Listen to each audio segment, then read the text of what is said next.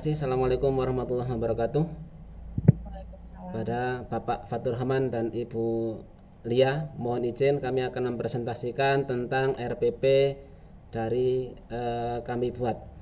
Yang pertama, RPP ini kami buat di kelas 8 pada semester 1. Temanya di sejarah berdirinya Abbasiyah, subtemanya pada proses berdirinya Daulah Abbasiyah. Cara merumuskan IPK itu apa yang Bapak lakukan langkah-langkahnya, Pak? IPK itu nanti disusun berdasarkan kebutuhan dari masing-masing pengampu atau pengajar, apa yang akan apa yang akan disampaikan dalam pembelajaran. Oke, terima kasih. Bapak bisa sebutkan salah satu contoh tujuan pembelajaran yang sudah berbasis HOTS, Pak? Tujuan pembelajaran yang sudah berbasis SWOT adalah dengan melihat tayangan PowerPoint, peserta didik dapat menelaah faktor pendukung berdirinya Daulah Abbasiyah. Kemudian dengan penjelasan guru, peserta didik dapat menguraikan proses. Yang itu, yang pertama Pak, yang bisa menelaah itu ya Pak ya. Silakan Bapak breakdown menurut tata model ABCD. Kalau ABCD itu singkatan dari apa ya Pak ya? A itu audience, B behavior, C condition, D and degree. Oke, itu yang bisa di breakdown ya. Siap. Dengan melihat tayangan PowerPoint, ini adalah condition C di sini. Artinya kondisi yang terjadi. Peserta didik di sini audiens A dapat menelaah faktor pendukung berdirinya Daulah Abbasiyah. Ini adalah behavior, tujuan pokok instrumen penting. Dan yang terakhir dengan benar itu degree. Kerja operasional menghayati itu termasuk kata kerja operasional HOTS atau tidak Pak? Menghayati itu ada di KI 1, punyanya KI 1 karena itu bagian dari nilai sikap. Oke, kalau menyebutkan Pak? Menyebutkan itu di C1 karena menyebutkan itu masih tingkatan lot. Bapak masih ingat teori pembelajaran humanistik Pak? Itu yang seperti apa? Teori pembelajaran humanistik itu dalam bahasa yang saya tangkap dan yang saya pahami adalah teori pembelajaran yang memanusiakan manusia. Kalau di RPP Bapak itu basisnya menggunakan teori belajar apa Pak? Kalau di saya ini sebenarnya lebih kepada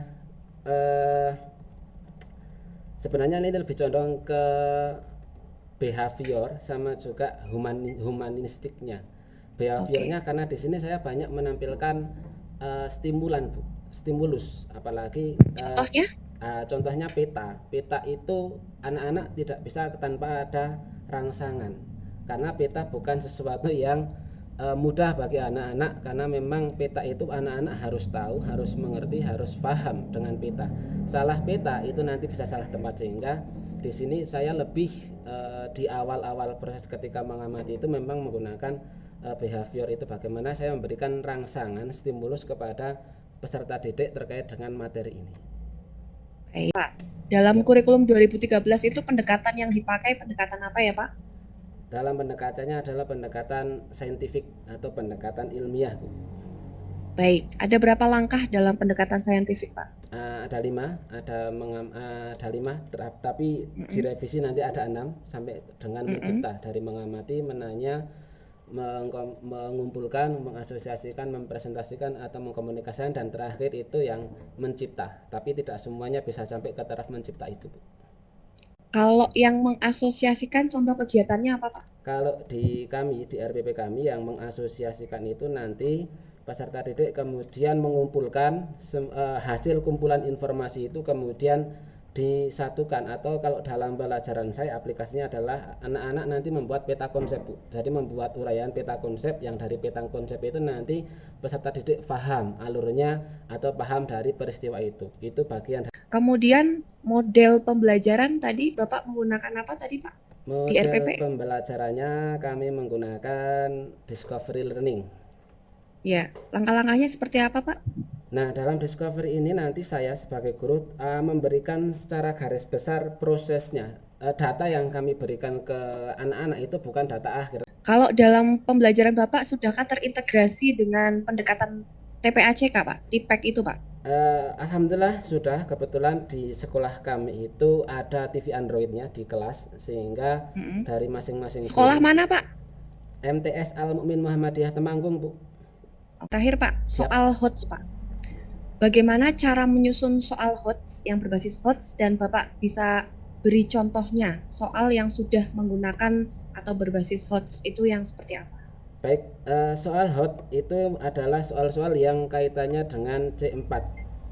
Dalam hal ini salah satu contohnya dan yang saya gunakan dalam RPP-nya yang ada di pilihan ganda, misalkan terkait dengan nomor 4 ini, disajikan data prestasi dari salah satu khalifah pendiri Daulah Abbasiyah, yang kemudian dalam bentuk soalnya itu saya mengkaitkan prestasi tersebut dengan apa yang harus diteladani oleh siswa madrasah saat ini.